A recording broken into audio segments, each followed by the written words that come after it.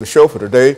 We're talking to Dr. Cupid Poe, who's given us some information about the relationship between mental illness and violence. And of course, Dr. Poe, let's end this final segment by simply allowing you to inform our audience as much as you possibly can over the next 8 or 10 minutes in terms of what you think that they ought to know from the session that we're having here.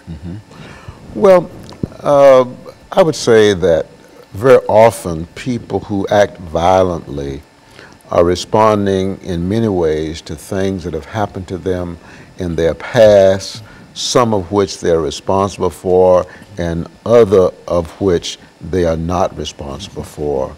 I would say that oftentimes the violence perpetrator has been a victim and has been a victim of the violence of other people early on in that person's life. Now, that's not to excuse violence, but oftentimes it's a little bit more complicated. There are a lot of overlapping factors that influence people to engage in violent behavior, and I think one of them is fear.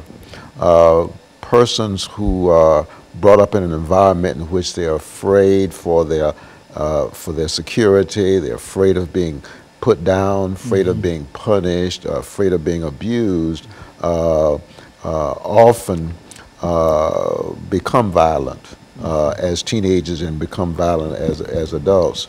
And it's interesting that oftentimes the actions that people engage in to reduce their fear ends up in causing damage to their body and to their mind. For example, drugs that we're seeing that's so widespread today in terms of use and abuse. Oftentimes, teenagers will turn to drugs in their effort to calm their fear, to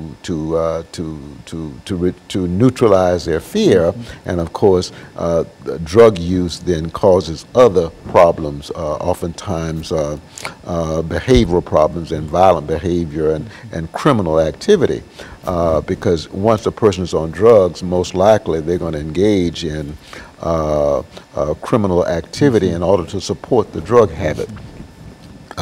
And so this oftentimes will lead to incarceration. So fear is a major factor, and we discussed once before that fear has many faces. Pain is one of the manifestations of fear. Guilt is a manifestation of fear. Shame is a manifestation of fear, and insomnia may be a manifestation of fear. I think a lot of physical illnesses may be manifestations of fear, and so fear is one of the main emotions that people struggle with, and if a person is not careful, they will find some damaging way in their effort to calm their fear.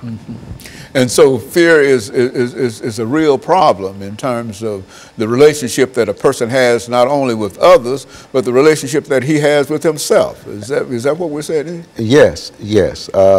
As a matter of fact, there's a relationship between fear and loneliness. And I recall being in a taxi in Houston, Texas, many